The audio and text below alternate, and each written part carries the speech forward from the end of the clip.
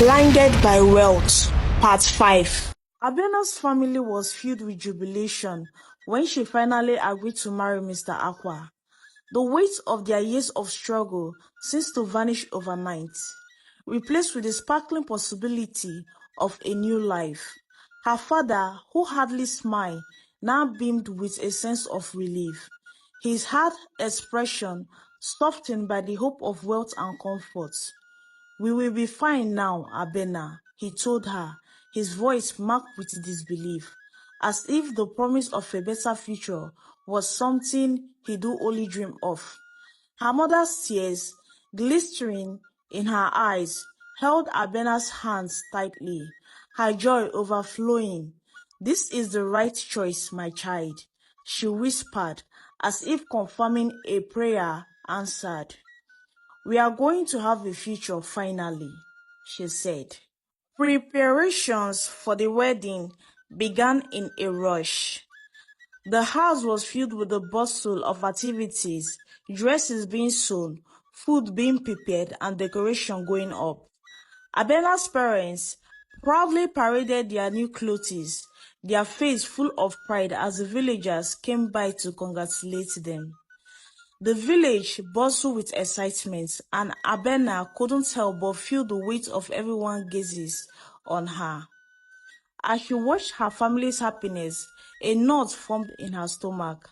The joy around her didn't ease the unease that continued to nag at her heart. She couldn't help but feel like something was off, like she was walking into a life that wasn't truly hers to claim. Still, the weight of her decision pressed heavily on her, and there was no turning back now. 2 days before the wedding, just as preparation reached their peak, an unexpected visitor arrived, a pastor. His entrance was quiet but unsettling. Draped in simple robes, he looked out of place in the commotion of wedding plans. He made his way into the room, his presence commanding attention without saying a word. The villagers fell silent as he spoke, his voice low but steady. "I don't know who you are," he began, "but I have come with a message from God." Abena froze. She had heard of pastors coming with words of prophecy, but nothing prepared her for what he had to say. "There is a man coming to seek your daughter's hand in marriage. Do not give her to that man." His words hung in the air, heavy and threatening, and just as suddenly as he appeared, he left, vanishing into the distance without another word. Abena's heart raced as she rushed to her father, barely able to contain her trembling hands. Papa, did you hear that?" she asked urgently.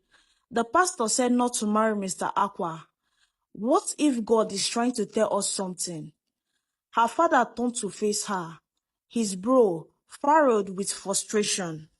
"Don't you get it, Abena?" he snapped. "That man is a fake man of God. Who doesn't know that you're getting married in this village? So God didn't show him anything. He is fake. Maybe he was sent by our enemies that want to ruin us, that doesn't want you to marry into a wealthy family. People are jealous of what you are about to have. Don't let them turn your mind against this marriage." Abena felt her heart sink. She didn't know what to believe anymore. "But what if he's right?" she whispered. "What if this is a sign?" Her father's face reddened with anger. "A sign? You are looking for any excuse not to marry him, aren't you?" he said, stepping closer to her. "You have already agreed to this marriage, and now you are going to back out. Think about what this means for us, Abena. Think about what we have gone through. This is the best thing that has ever happened to us. Do you really think we should let it slip away just because of some strange man's word?" Abena's heart ached with every word he spoke, the pressure mounting inside her. She knew He was right in some ways. The promises of wealth, the life of comfort that seemed so close, but was it worth the cost? Her mind and heart were at war. The wedding day arrived, and the village was alive with excitement. Abena stood at the center of the celebration, smiling for the villagers, but inside, she was a hollow shell. The music and laughter surrounded her, but they felt distant, as if she was watching someone else's life unfold. The villagers praised her beauty, showering her with admiration and envy, but Abena couldn't shake the feeling of being an outsider in her own life. Her parents were glowing with pride, their faces full of the joy they had long dreamed of. But Abena's mind kept drifting back to the pastor's warning and to Kofi, the love she had lost. She smiled, but the smile didn't reach her eyes. The next morning, after the wedding, Mr. Aqua arrived to take Abena to the city. Her parents stood at the gates, waving eagerly, their faces a mixture of joy and finality. As Abena stepped into the car, her father approached Mr. Aqua, his expression hopeful. "When will you fulfill your promises?" he asked eagerly.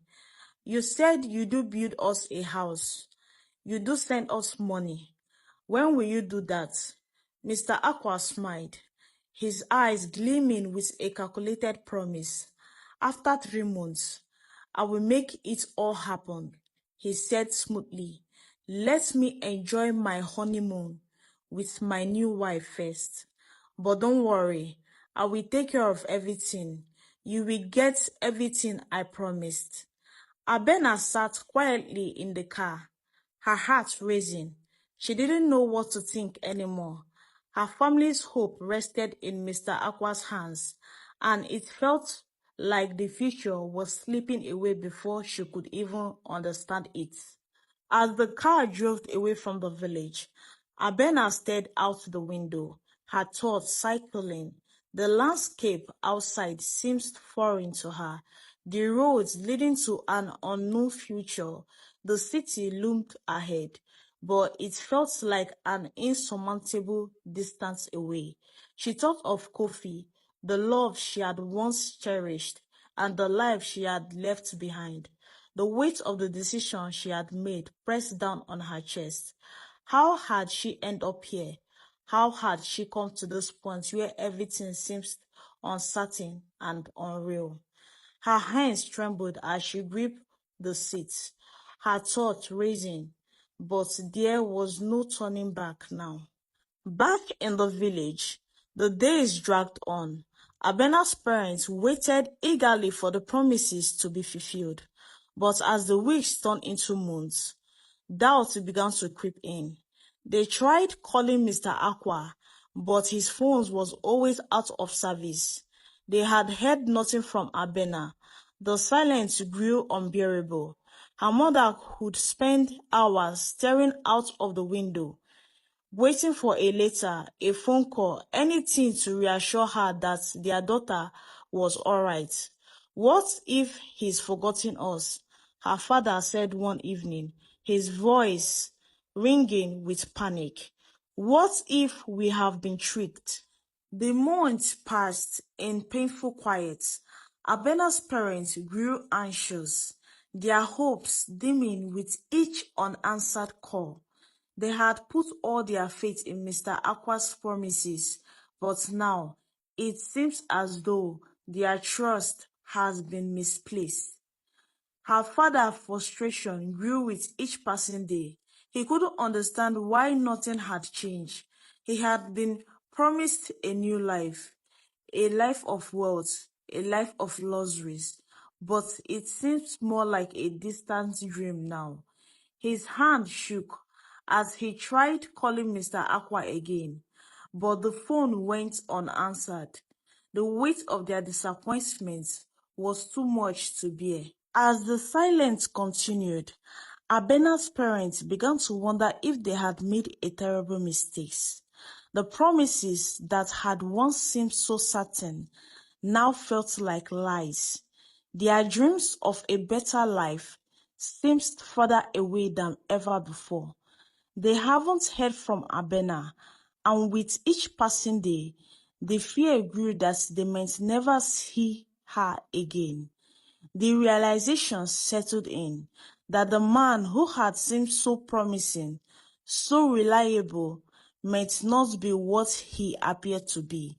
The truth was beginning to slip away from them, and they feared the worst. With a sense of mounting dread, Abena's parents are left in limbo, waiting for news that will never come, and the promises of a better life fade into uncertainty. The mystery of Mr. Aqua's true intentions hangs heavily in the air, and the family's hope seems to be slipping further out of reach. What began as a joyous celebration now felt like a distant memory, and the looming sense of betrayal and unanswered questions leaves everyone feeling vulnerable and uncertain about what the future holds. The months stretched nearly into a year, and still there was no word from Abena.